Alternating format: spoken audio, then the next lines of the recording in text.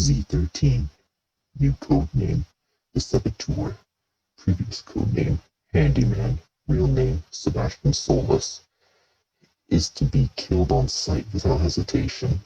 Z13 is incredibly dangerous. Caution is required if encountered. Despite his size, Z13 is incredibly nimble, allowing him to quickly outmaneuver and flank operatives. It should also be noted that Z13 is currently in possession of our experimental portable scrambler, meaning that any and all CCTV, radios, and other communications equipment will be rendered offline within a large stud radius of his presence. Operatives must conduct a communications check with HQ every 5 minutes to ensure they are not within the range of the scrambler. If HQ cannot be reached, operatives should remain on high alert for a possible ambush whilst attempting to check in as often as possible. After fighting the effects of anesthesia, Z13 pretended to scum and woke up unguarded during transport. He killed an elite guardsman, acquiring his high clearance keycard, and proceeded to release as many monsters as possible from their containment cells, causing a site-wide lockdown. Before stealing and reconfiguring the experimental scrambler, CCTV captured Z13 trading stolen items from research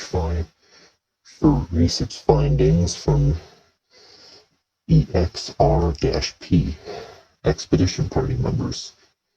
His exact motives remain unknown, but encrypted radio broadcasts to Innovation Inc. Incorporated, Blockstop, Delgen Labs, and Pinewood suggest he is gathering confidential urban shade information to leverage a way out with a rival organization. Although uncertain if he continues to trade with incoming parties, it is highly probable. Z13 was brought in as LR-R in 2013. After he was found guilty of 9 counts of murder, he was sentenced to death by electric chair. He was quickly swooped up by Urban Shade. A fake execution report was published, and Z13 was officially declared dead. In early 2015, Z13 was selected to be a part of an experiment to give humans gills using DNA strands from a blue whale, an unknown creature, a sea snake, a great white shark, a mutated anglerfish, a silver spiny fin, and a mantis shrimp.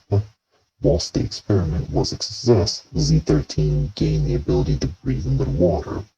The obvious visual and bodily side effects left much to be desired. These side effects were quickly ironed out and refined on future test subjects, and the gill procedure was quickly applied to all the guardsmen working at the black site. The initial periods following the experimentation are optimal times to reverse physical side effects, but this was not deemed necessary for Z13 due to his LRP status. His monstrous appearance, characteristics, and abilities led to his classification as Z13. After his experiment seeing no further use for him in human testing, Z13 was assigned to underwater experiment. But, wow, I do these too quick.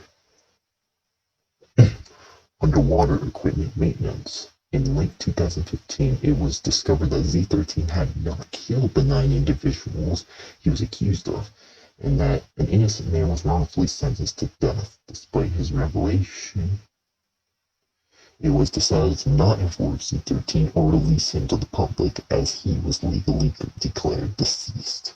At this stage, reversing the mutation was no longer advisable, as the opportunity to do so had long passed. However, his rank was changed to MRP, providing him with the better living conditions, and access to recreational programs available to MRPs. Under no circumstances can Z13 be allowed to leave the black site alive.